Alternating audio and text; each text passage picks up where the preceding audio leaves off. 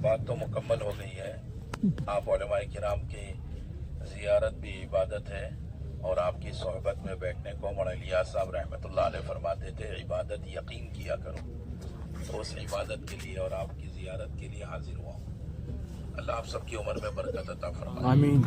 Doctor जब मरीजों में अपने आप को चलाता है तो डॉक्टर को मरज भी मालूम होता है, इलाज भी मालूम होता है, और अगर डॉक्टर मरीजों में ना रहे तो अपनी दवाइयाँ भी भूल जाता है। आप देखो, और डॉक्टर के यहाँ तो तजुर्बात होते हैं ना कि अभी ये दवा खा रहे थे, अगले दिन खुद ही कहता अब ये बिल्कुल मत खाना। कल उसको यकीन था और आज उसका यकीन बदल गया। अल्लाह ने आपको जो इल्म दिया है वो तो ऐसा है कि क़यामत तक भी नहीं कोई बदल सकता। हाँ, एक नुक्ता, एक ज़बर, क्या जी उसके अंदर ताकत नहीं है। सारी दुनिया ने कोशिश कर डाली, देख लिया कि तुम इन मुसलमानों के बच्चों के सीने से कुरान कैसे निकालोगे। जो कुरान सीने में आ जाएगा, जैसे अल्लाह ने कुरान की हिफाजत का वादा किया है, ऐसे जिस सीने में कुरान होगा अल्लाह उसकी नहीं हिफाजत करेंगे। तो हमारा काम है कि अल्लाह ने जिस कुरान की हिफाजत का वादा किया है वो सबके सीनों में उतार दो। बस सीने में उतर गया तो फिर देखना। हज़रत ईसा अलैहिस्सलाम का गुजर हुआ एक कब्र पर, तो वहाँ अजाब हो रहा था, तो नबी के दिल में तो इंसानियत की खैरखाई दर्द होता है ना। अल्लाह हमें भी वो नसीब फरमा दे। तो ईसा अलैहिस्सलाम तो गुजर गए अपने काम के लिए, लेकिन दर्द लेकर गए। फिर वापसी में इधर से ही गुजरे तो देखा तो अल्लाह की रहमत उतर रही है। क्या बात है अल्लाह, तेरा बंदा है, तू चाहे अजाब दे चाहे रहमत करे, मैं पूछना चाहता हूँ। तो अल्लाह पाक ने इरशाद फरमाया, था तो गुनाहगार इसीलिए अजाब हो रहा था। आज ही इसके बच्चे ने मकतब में बिस्मिल्लाहिर्रहमानिर्रहीम से मुझे याद किया। अल्लाह के नाम से शुरू करता हूँ जो रहमान और रहीम है। मुझे गैरत आई इसके अब्बा को गुनाह की वजह से सजा दूं और उसका बच्चा मुझे रहमान और रहीम से याद करे। मैंने इस बिस्मिल्लाह की वजह से उसकी मगफिरत कर दी और उस पर रहमत उतार दी। एक बिस्मिल्लाह की ये कीमत है। आप मुझे बताओ, बड़े से बड़ा डॉक्टर, इंजीनियर, इलेक्ट्रिक इंजीनियर, यहाँ भी गई ना बत्ती, वहां भी अगर कब्र में उसके बत्ती ना हो तो इलेक्ट्रिक इंजीनियर क्या करेगा? अरे बोलो ना, क्या कीमत है इंजीनियर की?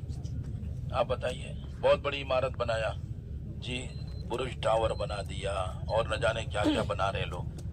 अब उसको पूछो अपनी कब्र में क्या बनाया? मट्टी में पड़ा है। तो इनके जो मालूमात है ये तो सबकी कीमत मट्टी भी नहीं है। और अल्लाह ने आपको जो इल्म दिया है, क़यामत में अल्लाह ऐलान करेंगे, मेरे उलमा मैंने तुम्हें इल्म दिया ही इसलिए था कि यौम महशर सबके सामने मैं ऐलान करूं कि मेरे उलमा तुम चाहे कितने ही गुनाहगार हो, मैंने तुम्हारे सारे गुनाह माफ कर दिए। जो इकराम आपका है, हाँ, आप वाला इल्म है तो दुनिया कायम है, और आपके पास जो इल्म अगर ख़त्म हो गया तो फिर दुनिया ख़त्म हो जाएगी। शामियाना लपेट दिया जाएगा। वह समावात मतवियातुम बियमीनी वल अर्दु जमीअन क़ब्ज़तुहु यौमल क़ियामा। आपको जो इल्म है उसकी बरकत से ये सब कुछ है। आपके इल्म की बरकत से ये सारी दुनिया फ़ायदा उठा रही है। चाहे सब कितने ही दगाबाज और धोखेबाज हो और जो है नाफरमान हो, लेकिन सबको जो कुछ मिल रहा है वो आप वाले इल्म की वजह से मिल रहा है। अल्लाह आप सबकी उम्र में बरकत अता फरमाए। एक डॉक्टर के पास 100 पेशेंट हो और 100 बेड हो, आप देखिए डॉक्टर जो है उसका नाम नहीं जानता, उसका गांव नहीं जानता, लेकिन आते ही हाथ रख के पूछता है आपके सर का दर्द कुछ ठीक हुआ? दूसरे को पूछता है क्या हुआ? आपको कहा था 10 मरतबा जाना आना चलना वॉकिंग, आज ही चल रहा हूँ। अच्छा, आपको कहा था एक्सरे कराना, करा लिया। हर एक के पास उसके मरज के साथ और अगली दवा के साथ पेट उठाया, लिखा ये दवा ले लेना, ये बंद कर देना, ये शुरू कर देना। तो बीमार के पास डॉक्टर जाए तो बीमारी खुले, मरज खुले, इलाज खुले। अगर उलमा अवाम में जाए, उलमा अवाम में जब जाते हैं ना तो उनका जहल खुलता है कि उनमें क्या जहल है। हज़रत मौलाना इलियास साहब रहमतुल्लाह अलैह फरमाते थे, जब तक तुम बदहाल से बदहाल और गुनाहगार से गुनाहगार मुसलमान के पास नहीं जाओगे, मुझे दे दो, मुझे दे दो। जब तक तुम बदहाल से बदहाल और गुनाहगार से गुनाहगार मुसलमान के पास नहीं जाओगे तो आपको दीन के मिटने का गम भी नहीं मिलेगा और उम्मत की हिदायत का दर्द भी नहीं मिलेगा। उलमा की जिम्मेदारी कि अवाम में अपने आप को डालना। इन्ना अरसलना का शाहिदा व मुबश्शिरा व नज़ीरा, ये जो बशीर बशारत खुशखबरी सुनाना और लोगों को बुराइयों से और आखिरत के अंजाम से डराना जब तक नहीं हो सकता जब तक के जहल का मुशाहदा आलिम ना कर ले। और जहल का, ये तो हम दीनदारी के माहौल में है, इल्म के माहौल में है, असातिज़ा है, तलबा है, मदारिस है, जलसे है, मस्जिदों में खुतबा जुमा और ईदैन का है, वो तो हम दीनी माहौल में है। और उम्मत आवाम वो तो जहल में पड़ी हुई है। कितने मुसलमान हैं जिनको अपने अल्लाह का भी इल्म नहीं। अभी एक जमात जाकर काम करके आई अर्जेंटीना मस्तूरात की, मुंबई की जमात थी अर्जेंटीना में। तो जवान लड़के से मिले तो उसने सिलसिले नसब दिखाया, वो जाकर पहुंच रहा है हजरत अब्बास की औलाद में हो, लेकिन मेरे अब्बा ईसाई है और मैं फखर से कहता हूं मैं यहूदी हूं। हजरत अब्बास की औलाद की बात बता रहा हूं। अजीब हालात है वो तो जब हम जाकर देखेंगे ना उम्मत को, मुल्कों में हालात। हम लोग न्यूजीलैंड गए, एक इराक के अरब से मिले, 60 साल की उम्र होगी। उससे कहा भाई साहब चलिए मगरिब की नमाज पढ़ते हैं, थोड़ी दीन की बात होगी। कहा जिद क्यों करते हैं आप लोग, नमाजें सुन्नत है, मुस्तहब है, सिर्फ जुमा की नमाज पढ़ते। इराक का अरब मुझसे कह रहे हैं। मैंने कहा आपके बच्चों के लिए तो जुमा भी फर्ज नहीं होगी, तो उसकी आंख में आंसू आ गए, कहने लगे मेरे बच्चे तो मुर्तद हो चुके हैं। आप चलकर देखिए New Zealand, Australia, Europe, America, Argentina, बड़े बड़े ममालिक, ब्राजील। अभी हम लोग ब्राजील गए, उन्होंने कहा कि खत्म हो गया ये निस्बत कि क्या मुसलमान और क्या गैर मुस्लिम, क्या अरब और क्या अजम। अब तो बस जिसको जो मिल जाए बगैर निकाह के जिंदगी गुजार रहे हैं। तकरीबन 80% मुसलमान भी बगैर निकाह के ईसाई यहूदियों की जिंदगी गुजार रहे हैं। आपको क्या बताएं, अजीब हाल है। पड़ोस का हमारा मुल्क इस्लामी मुल्क कहलाता है नाम का, तो वहां से एक जमात गई मुलाकात करने ब्राजील में, हजारों किलोमीटर के फासले पर। जब उस एक आदमी की मुलाकात के लिए जब गए तो कहा मुफ्ती फला साहब से मिलना है। तो अंदर से एक साहब निकले, दाढ़ी कटी हुई, आधी चड्डी, हाथ में कुत्ता, साथ में एक औरत। इनकी उम्र ऐसी लग रही है कि 60-55 साल की, 50-55 साल की, और उसकी उम्र लग रही है लड़की की 20-25 साल की। कहा वो मुफ्ती साहब से मिलना है। तो एकदम उनको झटका लगा, कहने लगे आप लोग कहाँ से आए? कहा आप फला मुल्क से आए। उन्होंने कहा थोड़ी देर रुको, आप यहाँ पर, मैं जरा जा रहा हूँ, मेरे जिम्मे है ये कुत्ते को वॉक कराना, और ये मेरी गर्लफ्रेंड है, इसको भी वॉक कराना, मैं भी आपके पास आता हूँ। तो आ गए वक्त पर, लड़की अंदर चली गई, कुत्ते को उनके हवाले किया, कुर्सी पे बिठाया, कहने लगे फरमाइए मैं ही मुफ्ती फला हूँ। न चेहरे पर दाढ़ी है, न पैंट पूरी है, पजामा तो दूर की बात, आधी चड्डी में। कहने लगे मुफ्ती साहब ये हाल कैसे हो गया? कि बस इस लड़की के चक्कर में और इस जगह माल कमाने के चक्कर में, वरना मैं मिशकात शरीफ अपने मुल्क में पढ़ाया करता था। मेरे दोस्तों और बुजुर्गों, मुल्कों में जाकर देखो।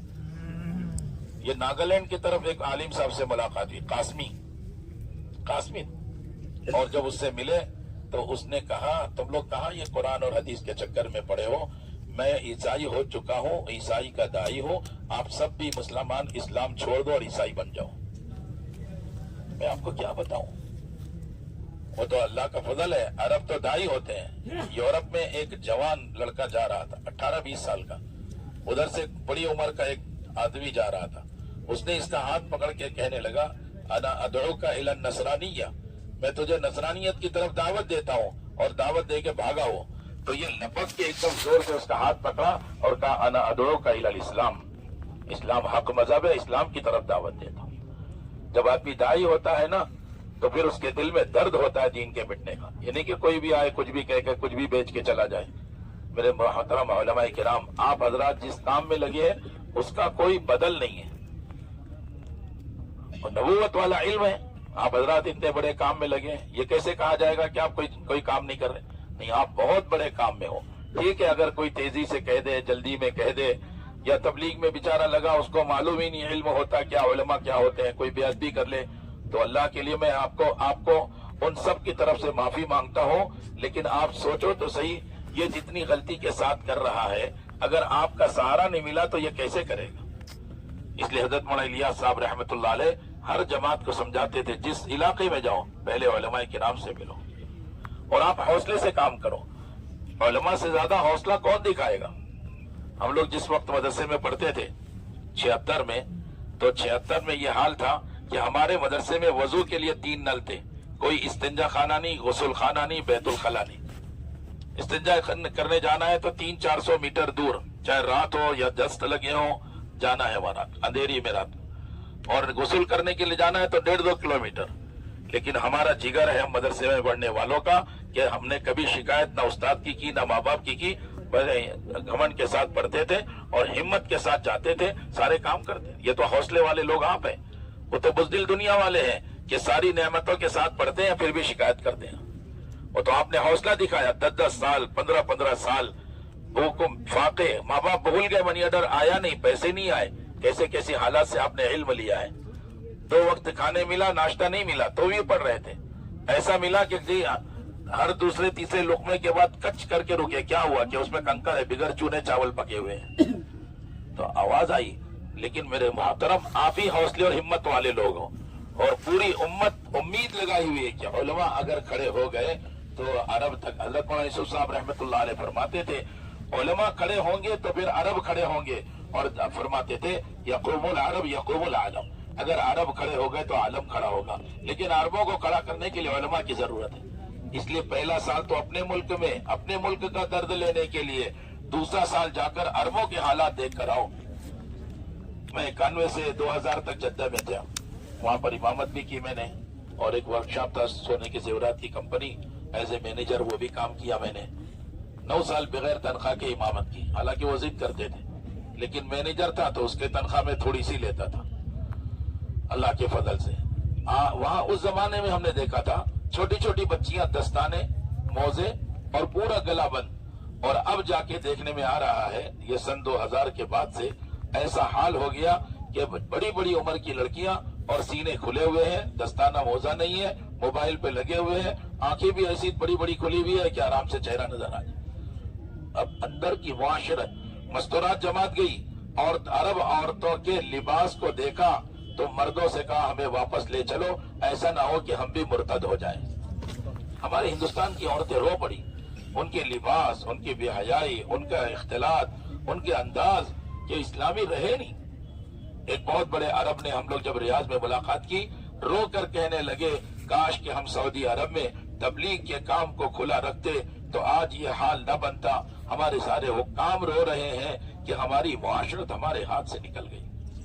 مولانا یوسف صاحب رحمۃ اللہ علیہ فرماتے تھے جب معاشرہ ختم ہوتا ہے تو اسلام ختم ہوتا ہے اور جب اسلام ختم ہوتا ہے تو مسلمان ختم ہوتا ہے.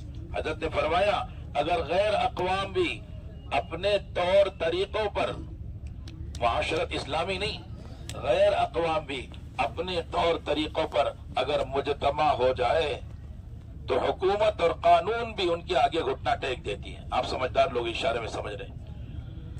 میرے دوستوں اور بزرگوں، ایک اسلامی معاشرہ جس کی 3 بنیادیں تھی، حیا، پاکیزگی، سادگی. ہمارا پورا اسلامی معاشرہ اجڑ چکا ہے. دیندار کے بچے دشمنوں کے لباس پہن رہے، اہل علم کے بچے دشمنوں کے لباس پہن رہے. اہل علم کی بچیاں کالج یونیورسٹی میں جا کے دیکھو کیا ہو رہا ہے. وہ تو ہمارے سامنے برقع پہن کے نکلی. میں بمبئی میں ایک مرتبہ آٹو والے کے ساتھ بیٹھا کہ وہ دیندار، تھوڑا سا دین سے محبت رکھنے والا تھا. اس نے کہا مولوی صاحب ایک جوان بچی برقعے میں بیٹھی، میں فلاں یونیورسٹی کالج چھوڑنا ہے. میں جانے لگا، آگے سے 2 راستے تھے. میں نے پوچھا اس راستے سے لو، اس نے کچھ بولا نہیں. تو میں نے پلٹ کے دیکھا تو جوان لڑکی پینٹ شرٹ میں بیٹھی ہوئی. میں نے کہا میں نے تو برقعے والی کو بٹھایا تھا. وہ کہاں ہے؟ کہ میں نے اپنا برقع تو گھر کے پاس ہی نکال دیا تھا بیٹھتے ہی، اور اب مجھے کالج نہیں جانا ہے، مجھے تو اپنے دوست کے پاس جانا ہے. وہ درد سے کہہ رہے. آٹو والا کو درد آ گیا. جب بے دینی کو دیکھتا ہے نا آدمی تو دین کے مٹنے کا غم آتا ہے. حضرت مولانا الیاس صاحب رحمۃ اللہ علیہ فرماتے تھے جس دل میں دین کے مٹنے کا ذرہ برابر بھی غم آ جائے گا اللہ ایسے دل کو جہنم کی آگ میں نہیں ڈالے گی. میرے دوستوں اور بزرگوں، آپ حضرات دین کے کام میں لگے ہوئے ہیں، اہل علم ہو. آپ کے سامنے لب کشائی کرتے ہوئے بھی ڈر لگتا ہے. مجھے تبلیغ میں سب سے بڑا مشکل کام بیان لگتا ہے، اور بیان میں علماء کے سامنے بیٹھ جانا تو میری جان نکل جاتی ہے. میں تو کیا بول رہا ہوں مجھے بھی نہیں معلوم ہے. بس آپ حضرات بے ادبی گستاخی کو معاف فرمائیں، لیکن ہمت اور حوصلے سے کام کریں. اللہ کی قسم اگر حکومت کسی کو سلیکٹ کرتی ہے تو اس کی وردی دیتی ہے، اس کی جوتی دیتی ہے، اس کی ٹوپی دیتی ہے، اس کے دواخانے کا، اس کے سفر کا، اس کے بچوں کی تعلیم کا انتظام کرتی ہے، تو یہ بھوک مرے لوگ خود محتاج جب یہ ہمارے پیسوں سے یہ سب کر سکتے ہیں، وہ تو اللہ ہے جب آپ کو اس محنت کے لیے منتخب کرے گا۔ اللہ کی قسم آج بھی دیکھ لو، اہل علم کا جو مجمع ہوتا ہے ان کے چہرے بھی نورانی، ان کے لباس بھی نورانی، مہنگے سے مہنگا موبائل بھی ان کی جیب میں ہے، 10,000 کما رہے اور موبائل ان کی جیب میں 50,000 کا، 80,000 کا اور 1 لاکھ کا ہے۔ تو یہ تو دنیا دیکھ رہی ہے۔ اگر آپ حوصلے سے دعوت کی محنت کو بھی، تعلیم، تبلیغ، اللہ کے لیے، تجارت، حلال کمائی کے لیے، کمائی سے پلنے کا یقین نہ ہو، بلکہ اس کمائی سے یہ یقین کرو جیسے لباس ہمارے بدن کا ساتر ہے، ایسے حلال کمائی ہماری حاجتوں کا ساتر ہے۔ اس لیے کمانا ہے۔ تجارت کا علم آپ کے پاس، کتابیں آپ کے پاس، اور جاہلوں کے پاس منڈیاں ہیں، تو آپ سوچو تو صحیح امت کی تجارت کیسی ہوگی۔ اس لیے ایک درخواست ہے کہ تھوڑا ہمت کے ساتھ آپ نیت اور ارادے تو ابھی کر لو کہ انشاءاللہ 3 سال کی بات کرتے ہو، انشاءاللہ بقیہ زندگی سارا اس علم کے لیے اور اس نبوت والے کام کے لیے لگائیں گے۔ کیوں بھائی سب تیار ہیں انشاءاللہ؟ ارے انشاءاللہ تو ذرا اچھے جذبے سے سنا دو۔ جانا نہیں جانا وہ تو بات کی بات ہے، لیکن ہمت تو کرو۔ آپ ہی لوگ حوصلے والے ہو، آپ سے زیادہ حوصلہ کس کے اندر ہے؟ کم تنخواہ پر پڑھانا، بیوی بچوں کو پالنا، پھر بچوں کو مدرسے میں ڈالنا، یہ کوئی معمولی بات ہے، بڑے حوصلے کی بات ہے، حوصلے والے ہی کر سکتے ہیں۔ تو تبلیغ کا کام اور تجارت کا کام اور تعلیم کا کام تینوں کو ایک ساتھ لے کر چلیں۔ کیوں بھائی کریں گے انشاءاللہ؟ انشاءاللہ وعدہ کرتا ہے کہ 3 سال لگائیں گے انشاءاللہ۔ ذرا ہاتھ تو اٹھا لو۔ اللہ آپ کے سب کے ہاتھ اٹھانے کی ہی لاج رکھ لے، آپ کی دنیا آخرت کے سارے مسئلے حل فرمائے۔ ٹھیک ہے، کچھ اور بات؟ ذرا جنہوں نے پہلا سال لگایا وہ بھی کھڑے ہو